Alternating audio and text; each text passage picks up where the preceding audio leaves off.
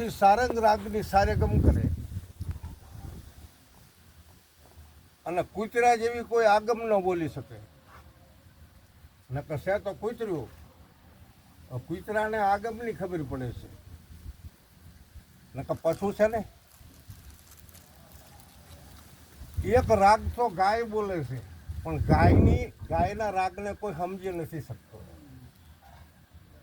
એ આરાધ કરે છે, આરાધ રાગ આવે છે, ગાયનો આરાધ રાગ છે. પછી 84 પ્રકારની ડેડકીઓ આવે, એમાં એક ડેડકી મલાર રાગની સારેગમ કરે છે. મલાર રાગની સારેગમ એ ડેડકી બોલે.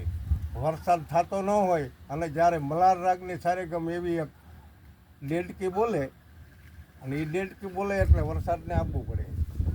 અને જે જાણતા હોય કહી દે ડેડકી બોલે છે, વરસાદ આવશે.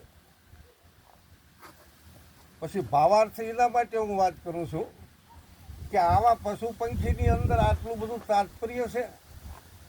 સંગીત સિવાયનું તમે જુઓ તો અગમનું જ્ઞાન, કે હા ટીટોળીને ખબર પડે કે વરસાદ આવવાનો છે, મારે ઈંડા મૂકવાના છે, તો આ ટેકરા ઉપર મૂકવા પડશે.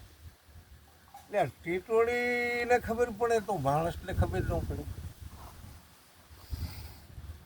આ પશુ પંખીને ખબર પડે પણ માણસને ખબર ન પડે. માણસને તો બધી ખબર પડે, પણ માણસને પોતાની પાસે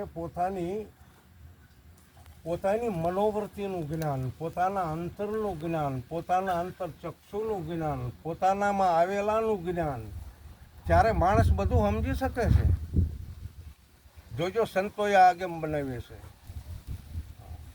ગંગા સત્ય પહેલું જ ભજન મૂક્યું છે, કરજુ ગાયો કારમો પાનભાઈ, સાંભળો નરને લાગ.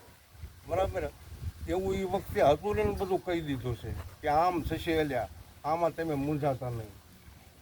જો એ સંતો એટલું બધું જાણે છે.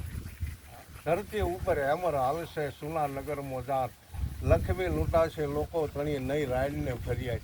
આ દેવાય જ પલ્લી.